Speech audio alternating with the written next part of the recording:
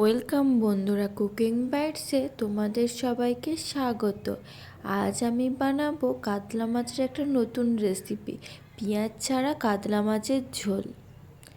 প্রথমে কাতলা মাছ নিয়ে তার মধ্যে একটু সামান্য সরিষার তেল, একটু সামান্য হলুদ গুঁড়ো ও সামান্য নুন দিয়ে ভালোভাবে হাত দিয়ে মিশিয়ে নিচ্ছি।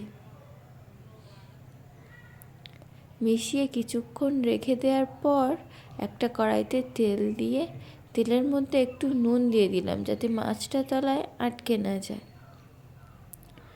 দিয়ে এবারে আস্তে আস্তে করে মাছটা ছেড়ে দেব।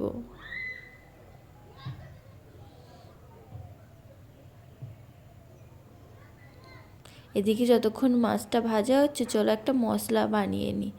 প্রথমে একটা বাটিতে 2 চামচ কালো সর্ষে, 1 চামচ জিরে, সামান্য গোলমরিচ, 1 চামচ মৌরি আর 2 চামচ গোটা ধনে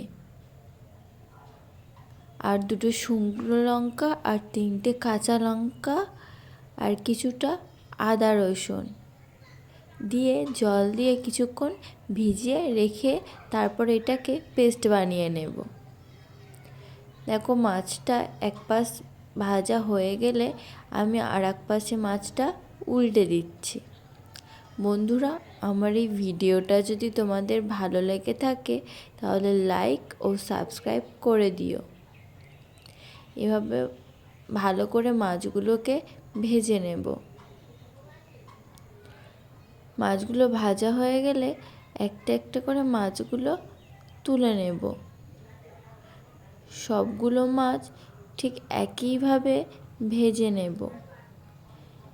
এবার ওই কড়াইয়ের মধ্যে একটু সামান্য কালা জিরে ও 1 চামচ হলুদ গুঁড়ো, 1 চামচ কাশ্মীরি লঙ্কার গুঁড়ো দিয়ে দেব। তেলের মধ্যেই দেব, না হলে কালারটা ঠিক আসবে না। এবারে যে মশলাটা বেটে রেখেছিলাম সেটাও দিয়ে দেব। মশলাটা বাটার সময় আমি নুন দিয়ে দিয়েছিলাম। দিয়ে ভালো করে কষিয়ে নিতে থাকবো। যতক্ষণ না ভালোভাবে তেল ছেড়ে আসছে ভালো করে আমি মশলাটাকে কষাতে থাকবো।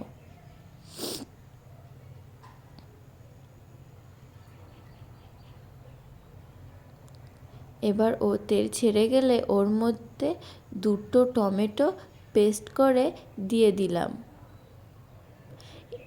এবারে এটাকে সুন্দর করে কষিয়ে নেব যাতে টমেটোর কাঁচা গন্ধটা না থাকে। কষানো হয়ে গেলে তেল ছেড়ে গেলে এবার এর মধ্যে জল দিয়ে দেব। পরিমাণ মতো জল দিয়ে দিচ্ছি। জল দিয়ে খুন্তি দিয়ে একটু নাড়িয়ে চাড়িয়ে এবার কড়াইয়ের মধ্যে আমি একটা আলু নিয়ে কেটে সেটাকে ভেজে নিয়েছিলাম, সেই আলুগুলো দিয়ে দেব। ঝোলটা দেখো ফুটে গেছে। এবার চেক করে নেব আলুগুলো সিদ্ধ হয়েছে কিনা। আলু সিদ্ধ হয়ে গেলে ওর মধ্যে ভেজে রাখা কাতলা মাছগুলোকে দিয়ে দেব। দিয়ে খুন্তি দিয়ে একটু নাড়িয়ে দিচ্ছি।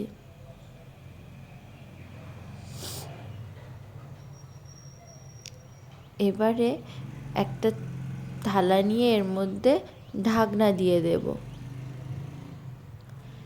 কিছুক্ষণ পর ঢাকনাটা খুলে যখন ঝোলটা মরে আসবে, তরকারিটা রেডি হয়ে আসবে, নামানোর আগে একটু ধনেপাতা দিয়ে দেব। ধনেপাতা দিয়ে গ্যাসের ফ্লেমটা অফ করে দিলেই রেডি কাতলা মাছের ঝোল। তোমরা একবার বাড়িতে ট্রাই করো কিন্তু এটা গরম ভাতের সাথে খেতে খুব দারুণ লাগবে।